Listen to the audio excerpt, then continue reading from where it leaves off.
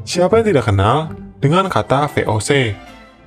VOC merupakan perusahaan multinasional asal Belanda yang sempat memonopoli perdagangan rempah di Nusantara. Sejarah terbentuknya VOC diawali dari ekspedisi dagang oleh Van Vere ke Kepulauan Nusantara pada tahun 1595, di mana ekspedisi tersebut dipimpin oleh Cornelis de Houtman. Ekspedisi tersebut tidak menghasilkan keuntungan bagi perusahaan yang mengirimnya. Bahkan Houtman sendiri terbunuh saat berperang melawan Malahayati. Sekalipun demikian, ekspedisi ini membuktikan bahwa mereka, bangsa Belanda, telah mampu berlayar hingga ke Nusantara. Keberhasilan de Houtman dalam mencapai Kepulauan Nusantara menyebabkan adanya ekspedisi-ekspedisi berikutnya. Hanya saja, setelah kegagalan ekspedisi Houtman, ekspedisi berikutnya lebih diperlengkapi dengan banyak senjata. Pada tahun 1598, ekspedisi dagang yang dikirimkan dipimpin oleh Admiral Jacob van Neck. Ekspedisi ini berbeda dengan ekspedisi sebelumnya, karena ekspedisi baru ini mampu berdagang dengan baik di Nusantara. Alhasil, ekspedisi tersebut berhasil membawa barang-barang yang sangat berharga di pasar Eropa saat kembali ke Belanda. Keuntungan yang diperoleh para pemodal bahkan mencapai 400%. Namun hal ini mengakibatkan timbulnya persaingan tidak sehat di antara para pedagang Belanda. Adanya persaingan ini tentu membuat harga produk cenderung semakin murah. Padahal, ekspedisi ini merupakan jenis investasi yang sangat beresiko tinggi, baik bagi para investor atau bagi para pelaut yang harus berlayar sampai ke negeri yang jauh, menghadapi kemungkinan bajak laut, penyakit, sampai kapal yang karam. Salah satu faktor terpenting yang menyebabkan berdirinya VOC sebenarnya bukan hanya persaingan para pedagang Belanda, atau bahkan Spanyol dan Portugal, melainkan Inggris, negara yang dulu membantu Belanda dalam perang kemerdekaannya. Mengapa demikian?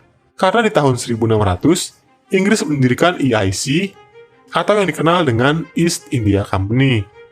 Hal ini membuat Belanda mengikuti langkahnya di tahun 1602, dengan membentuk VOC yang dirintis Prince Maurits dan Oldenbarnevelt.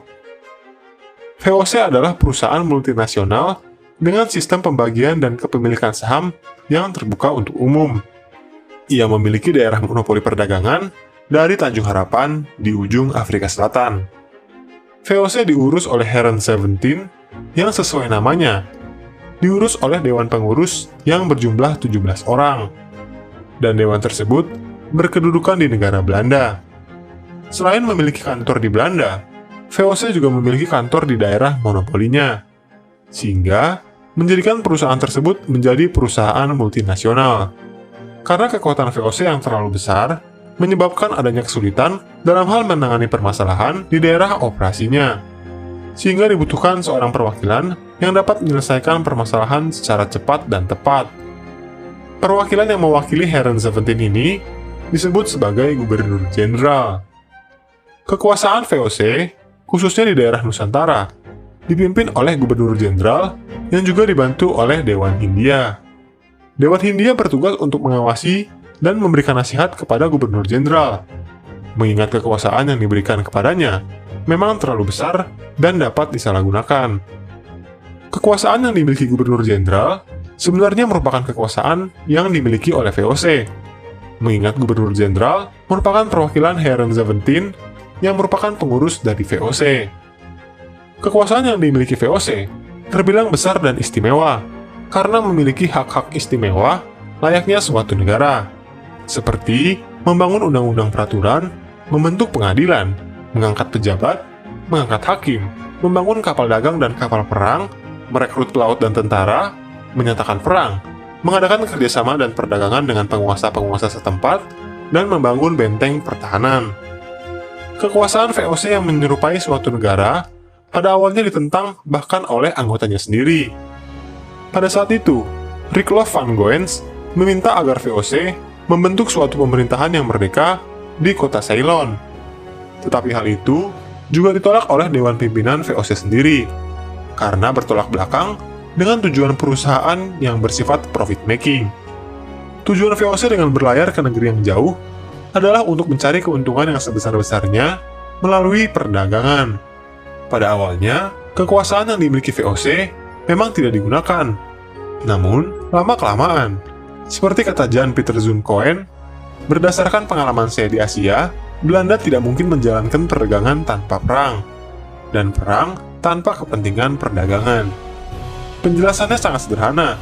Menurut mereka, untuk mencapai suatu keuntungan yang maksimal, perdagangan yang dilakukan oleh VOC haruslah aman dan tanpa gangguan, sehingga hak-hak istimewa layaknya suatu negara mulai digunakan. Keamanan dalam perdagangan diwujudkan dengan mulai menempatkan meriam-meriam di atas kapal dagang mereka, dan mulai membangun benteng-benteng di wilayah yang mereka anggap strategis. VOC juga mulai menjalin hubungan baik dengan para penguasa lokal untuk mengamankan daerah monopolinya dari pedagang Eropa lainnya, khususnya Portugis dan Spanyol.